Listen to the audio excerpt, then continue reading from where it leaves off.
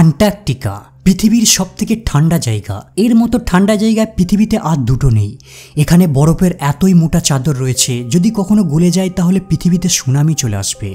এখানে প্রায় 300 কিলোমিটার প্রতি ঘন্টা গতিবেগে ঝড় চলতে থাকে, যা একটা বিল্ডিংকে সহজেই ভেঙে দিতে পারবে। শীত কিংবা গ্রীষ্মকাল এখানে সারা বছর হাড় জমিয়ে দেওয়ার মতো ঠান্ডা থাকে, তাই এই নির্জন দ্বীপে কোনো মানুষ বাস করে না। আর এটাই একমাত্র মহাদেশ যেখানে কোনো দেশ নেই। পুরো দুনিয়াতে যত বরফ রয়েছে, বড় বড় পাহাড়ে অথবা বিশাল আকারের গ্লেশিয়ার্সে, এই সব জায়গার বরফগুলিকে যদি এক জায়গায় করা হয় তাহলে আন্টার্কটিকার বরফের 10%ও হবে না। আর আন্টার্কটিকার এই বরফের চাদরটাকে 5 কিলোমিটার গভীর পর্যন্ত রেকর্ড করা গেছে। মানে 6টা বুর্জ খলিফাকে যদি পরপর দাঁড় করিয়ে রাখা হয় তার সমান উচ্চতা পর্যন্ত বরফের লেয়ার রয়েছে। কেবল এর ওয়েস্টার্ন অংশে 3 মিটার হাইট পর্যন্ত বরফের চাদর সমুদ্রের উপর ভাসছে। আর এই বরফের চাদরটা ইউরোপের থেকেও 40% বিশাল।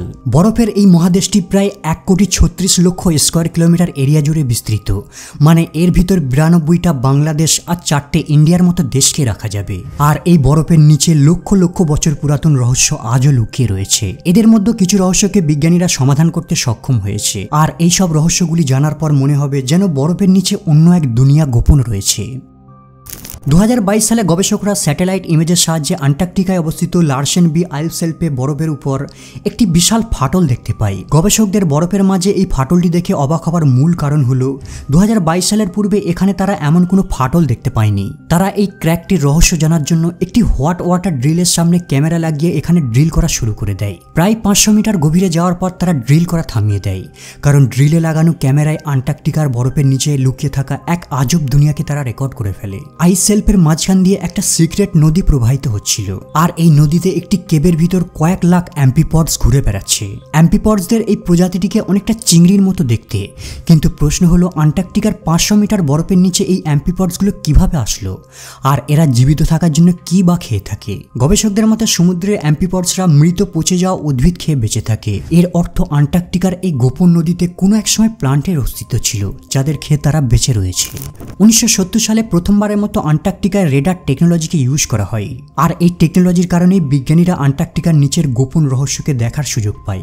যখন বিজ্ঞানীরা আন্টার্কটিকায় রেডার টেকনোলজিকে ইউজ করছিল, তারা জানতে পারে বরফের এই মোটা চাদরের 3 কিলোমিটার নিচে পর্যন্ত 400 থেকেও বেশি লেকের অস্তিত্ব রয়েছে। আর এগুলো বরফের নিচে হাজার বছর ধরে এভাবেই চাপা রয়েছে। 1990 সালে আন্টার্কটিকার নিচে থেকে পৃথিবীর সবথেকে বড় লেককে ডিসকভার করা হয়। আর এটা আন্টার্কটিকার বরফের 4 কিলোমিটার নিচে রয়েছে। এই লেকটি লেক অফ বস্তক নামে পরিচিত। এখন আপনি হয়তো ভাবছেন এই বিশাল বরফের নিচে কিভাবে জল থাকতে পারে, কিন্তু বিজ্ঞানীদের কাছে আপনার এই প্রশ্নের অনেক সিম্পল উত্তর রয়েছে। বরফের নিচে এই জল হাই প্রেসারের কারণে লিকুইড ফর্মে থাকে, আর পৃথিবীর কোর থেকে নির্গত তাপ এই জলের তাপমাত্রাকে নরমাল রাখে। এই আন্ডারগ্রাউন্ড লেকগুলি প্রকৃতির এক অলৌকিক জিনিস, কারণ এর মধ্যে এমন এক ধরনের ইকোসিস্টেমের অস্তিত্ব আছে যা পৃথিবীতে আর কোথাও দেখা যায় না। এই লেকগুলির মধ্যে অসংখ্য আজব ব্যাকটেরিয়া আর ছোট ছোট মাছেরা বাস করে। এই মাইক্রোস্কোপ আর প্রাণীদের এখানে ছাড়া পৃথিবীতে আর কোথাও পাওয়া যায় না। আর এদের দেহ আশেপাশের ঠান্ডা তাপমাত্রা, লাইটস আর অক্সিজেনকে অলৌকিকভাবে অ্যাডপ্ট করে নিয়েছে। এক্সপার্টদের মতে এদের এনার্জির মেন সোর্স হলো মাটি থেকে নির্গত মিথেন গ্যাস। আন্টার্কটিকা থেকে খুঁজে পাওয়া এই লেকগুলো স্পষ্টভাবে ইঙ্গিত দেয় যে আজ থেকে কয়েক হাজার বছর পূর্বে এখানে অন্য এক দুনিয়ার অস্তিত্ব ছিল। 2017 সালে বিজ্ঞানীদের একটি টিম আন্টার্কটিকার বরফের মাঝে একটি বিশেষ ড্রিল মেশিন দিয়ে ড্রিল করছিল। যখন তারা কোর স্যাম্পল কালেক্ট করে, তারা দেখে এর মধ্যে 60টি পৃথক প্রজাতির প্লান্ট রয়েছে। কিন্তু এই প্লান্টগুলির বেঁচে থাকার জন্য প্রয়োজন ট্রপিক্যাল অঞ্চলের টেম্পারেচার। মানে আন্টার্কটিকার কারেন্ট ক্লাইমেটে এই প্লান্টগুলি বেঁচে থাকতে পারবে না। রেডিও কার্বন ডেটিং এর সাহায্যে জানা যায় এই প্লান্টগুলির সম্পর্ক ক্রিটিশিয়াস পিরিয়ডের সময়কার। এটা হলো সেই সময় যখন পৃথিবীর বায়ুমণ্ডলে কার্বন ডাই অক্সাইডের মাত্রা বেশি থাকার কারণে এখানে গরম খুব বেশি ছিল। এই ফসিলগুলো আন্টার্কটিকার এমন এক নকশাকে বর্ণনা করে যখন আন্টার্কটিকা আমাজন জঙ্গলের মতো সবুজ অরণ্যে ঢাকা ছিল। এই খোঁজটি আন্টার্কটিকার এমন এক দুনিয়ার রহস্যকে উন্মোচন করে যা লাখো বছর পূর্বে হারিয়ে গিয়েছিল। এছাড়াও অক্টোবর 2021 সালে ব্রাজিলের একটি রিসার্চ টিম আন্টার্কটিকার জেমস রস আইল্যান্ড থেকে 7.5 কোটি বছর পুরাতন কয়লার কিছু টুকরোকে বরফের নিচে থেকে খুঁজে পায়। কয়লার এই টুকরোটি প্রমাণ করে যে আজ থেকে হাজার বছর পূর্বে এখানে জঙ্গল ছিল, আর মাঝে মধ্যে এই জঙ্গলগুলির মতো দাবানলও লেগে যেত।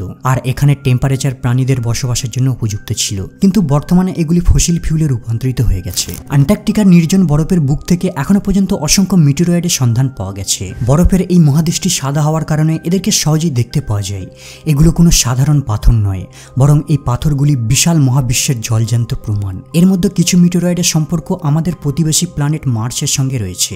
এর মধ্যে একটা মিটেরয়েড যার নাম ALH84001, এটা আমাদের সোলার সিস্টেমের সবথেকে পুরাতন অবজেক্ট, প্রায় 4 বিলিয়ন বছর পুরাতন। এই মিটেরয়েডটি 1996 সালে গোটা বিশ্বে হেডলাইন তৈরি করে, যখন বিজ্ঞানীরা এর উপর গবেষণা করে ঘোষণা করে যে মার্স থেকে আসা এই মিটেরয়েডে মাইক্রোফসিলের এভিডেন্স পাওয়া গেছে। এর অর্থ হলো যখন এই মিটেরয়েডটি মার্স থেকে ভেঙে আমাদের পৃথিবীতে আসে, সেই সময় মার্সে প্রাণের অস্তিত্ব ছিল, সেখানে বন অঞ্চলও ছিল।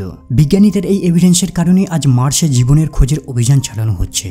এই মিটেরয়েডের কারণে বিজ্ঞানীরা মার্সের বায়ুমণ্ডল আর সেখানের ভলক্যানিক অ্যাক্টিভিটির উপর গবেষণা করার সুযোগ পায়। এর মধ্যে এমন কিছু মিনারেলের সন্ধান পাওয়া গেছে যা কেবল জলের মধ্যেই দেখা যায়, আর এর দ্বারা প্রমাণিত হয় যে মার্সেও পূর্বে জল অনেক মাত্রায় প্রবাহিত হতো। অ্যান্টার্কটিকা পৃথিবীর এতটাই ঠান্ডাতম জায়গা, এমনকি জুন জুলাইয়ের মাসেও এখানে টেম্পারেচার -50 ডিগ্রি সেন্টিগ্রেড থেকে -90 ডিগ্রি সেন্টিগ্রেড পর্যন্ত থাকে। আর এরকম হাড় জমানো ঠান্ডা জায়গার মধ্যে জ্বলন্ত আগুনের অস্তিত্ব থাকতে পারে, এমনটা চিন্তা করাও কল্পনার বাইরে। কিন্তু রিয়েলিটি হলো এখানে অনেকগুলো অ্যাক্টিভ ভলক্যানো রয়েছে। কেবল রস আইল্যান্ডে 4টে ভলক্যানো রয়েছে, যার মধ্যে মাউন্ট এরাবাস হলো অ্যাক্টিভ ভলক্যানোর একটি জলজান্ত উদাহরণ। এই ভলক্যানোটি 3800 মিটার উঁচুতে অবস্থিত, যা প্রায় 1 কোটি বছর ধরে অ্যাক্টিভ রয়েছে। অ্যান্টার্কটিকার মধ্যে অ্যাক্টিভ ভলক্যানো থাকাটা কোনো আশ্চর্যজনক ঘটনার থেকেও কম নয়। এটা অ্যান্টার্কটিকার এতটাই দূরবর্তী এলাকায় অবস্থিত যা ভয়ানক ওয়েদারের কারণে এখানে পৌঁছানো প্রায় অসম্ভব। 2013 সালে প্রথমবার কিছু বিজ্ঞানী এই ভলক্যানোর কাছে পৌঁছাতে সক্ষম হয়, আর তারা ভলক্যানোর কাছ থেকে অসংখ্য মাইক্রো অর্গানিজমকে জীবিত খুঁজে পায়। মনে করা হয় এই আজব জীবগুলো সমগ্র পৃথিবীর মধ্যে অ্যান্টার্কটিকার মধ্যেই পাওয়া যায়। কিছু গবেষক মনে করেন অ্যান্টার্কটিকার বরফের নিচে একটি বিশাল শহর লুকিয়ে রয়েছে। লেডিস লাসজামো নামের একজন লেখক অ্যান্টার্কটিকার উপর একটি বই লেখেন, Antarctic exploration Germany in Antarctica. এই বইটিতে লেখা হয় হিটলারটায় হিটলারের একটি সিক্রেট মিলিটারি বেস ছিল, আর হিটলারের এই গোপন বেসটিকে খোঁজার জন্য আমেরিকা একটি বিশাল অভিযান চালায়। 13টা জাহাজ, 23টা এয়ারক্রাফট আর 470টা মিলিটারি পার্সোনালকে অ্যান্টার্কটিকায় পাঠানো হয়। এই মিশনটিকে লিড করছিল অ্যাডমিরাল রিচার্ড বায়েড। যখন বায়েড অ্যান্টার্কটিকার উপর দিয়ে তার এয়ারক্রাফটটিকে উড়াচ্ছিল, সে সাউথ পোলের কাছে এমন এক জিনিস দেখেছিল যার উপর বিশ্বাস করা প্রায় অসম্ভব। অ্যাডমিরাল বায়েডের মৃত্যুর পর তার পুত্র তার বাপের একটি গোপন ডায়েরিকে খুঁজে পায়, যার মধ্যে অ্যাডমিরাল বায়েড তার অ্যান্টার্কটিকার অভিযানের কিছু অ্যাবনর্মাল ঘটনাকে লিখে রেখেছিল। সে তার ডায়েরিতে লেখে অ্যান্টার্কটিকায় একটা বিশাল গর্ত রয়েছে। যখন সে এই গর্তটির ভিতর প্রবেশ করে, সে একটা আজব দৃশ্যের সাক্ষী হয়। এই গর্তের চতুর্পার্শ্বে সবুজ গাছপালা রয়েছে। যখন সে এই টানেলটি ক্রস করে সামনের দিকে এগিয়ে যায়, সে একটা শহর দেখতে পায়, আর এই শহরটি ক্রিস্টাল দিয়ে তৈরি। অ্যাডমিরাল বায়েড আরও লেখে এই শহরটি একদম জনশূন্য, কোনো মানুষ, পশুপক্ষী আর কোনো ধরনের জীবজন্তুর অস্তিত্ব নেই। তিনি লেখেন এমন এক রোমহর্ষক দৃশ্য দেখে সেখান থেকে সে ভয়ে পালিয়ে আসে। তবে অ্যাডমিরাল বায়েডের লেখা এই ডায়েরিটি অ্যাকচুয়াল সত্য ঘটনা নাকি ফেক স্টোরি, এই বিষয়ে আজও কোনো সঠিক তথ্য পাওয়া যায়নি। এখন প্রশ্ন হলো অ্যান্টার্কটিকা কিভাবে সবুজ ভূমি থেকে বরফের লেয়ারে পরিণত হলো। বিজ্ঞানীদের মতে আজ থেকে 250 মিলিয়ন বছর পূর্বে আমাদের পৃথিবীর 7টি মহাদেশ একসাথে জয়েন্ট ছিল। এই সিঙ্গেল অতি বিশাল মহাদেশটিকে পেনজে নামে ডাকা হয়। কিন্তু ধীরে ধীরে টেকটনিক প্লেটের মুভমেন্টের কারণে এই বিশাল মহাদেশটি ভাগ হয়ে গিয়ে নিজ নিজ অস্তিত্বে চলে আসে। অন্যদিকে অ্যান্টার্কটিকা এই বিশাল মহাদেশ থেকে বিচ্যুতি হয়ে পৃথিবীর বিষুবরেখার দিকে মুভ করতে থাকে আর ধীরে ধীরে সাউথ পোলের দিকে চলে যায়।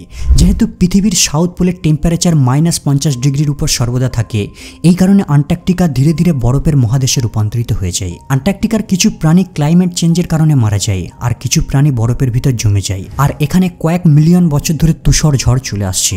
এই কারণে এখানে বরফ জমতে জমতে 5 কিলোমিটারের লেয়ার তৈরি হয়ে যায়।